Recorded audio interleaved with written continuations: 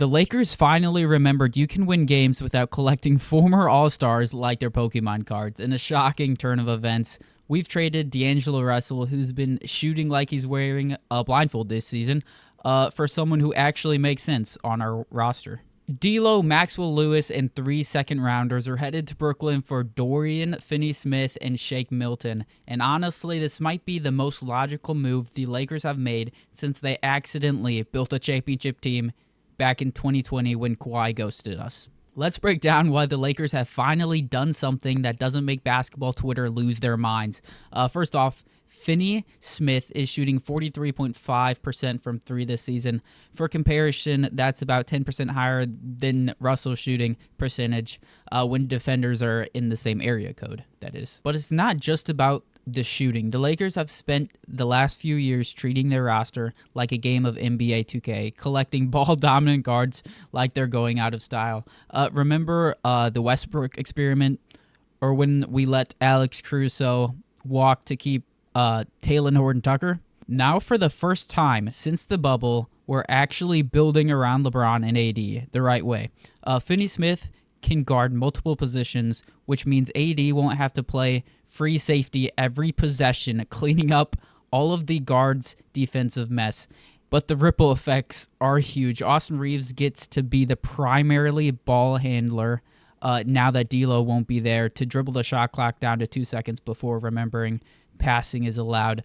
Max Christie can keep developing as a 3-and-D wing, and LeBron, well, he finally has another shooter who doesn't need a GPS to find the basket. But here's where it gets really interesting. The Lakers kept their 2029 and 2031 first-round picks, plus that protected 2027 pick they owe to Utah.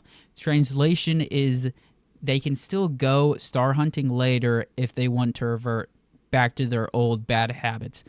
Names like Zach LaVine, Ingram, and even Zion Williamson could be in play, because apparently the Lakers can't help themselves when it comes to drama. We could also make some smaller moves. Jonas Valanciunas is out there if we want a real backup center instead of whatever Christian Wood thinks he's doing. Cam Johnson could be available if they want another shooter. And this might shock Lakers fans.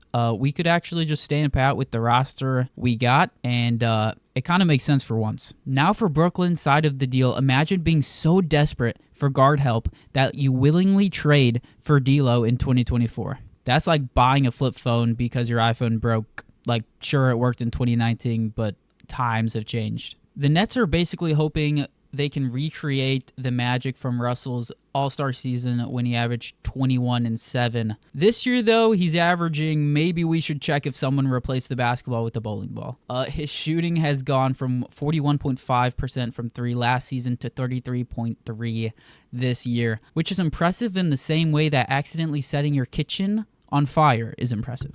But here's the thing. Brooklyn's not stupid. They got 3 second-round picks out of this deal, and Russell's contract expires after this season. Worst case, they helped the Lakers and got some draft capital. Best case, Russell remembers how to play basketball, and they can flip him again. It's like buying a lottery ticket with house money. In time for the grades, Lakers, I'm going to give an A. They finally remembered 3-and-D wings exist. We kept all our major trade assets, and we upgraded our defense significantly, and we found someone who remembers how to shoot, managed to trade Russell before he traded himself to the G League, and we actually built a roster that makes sense. The A stands for actually thought this through. Nets, I'm going to give a B-.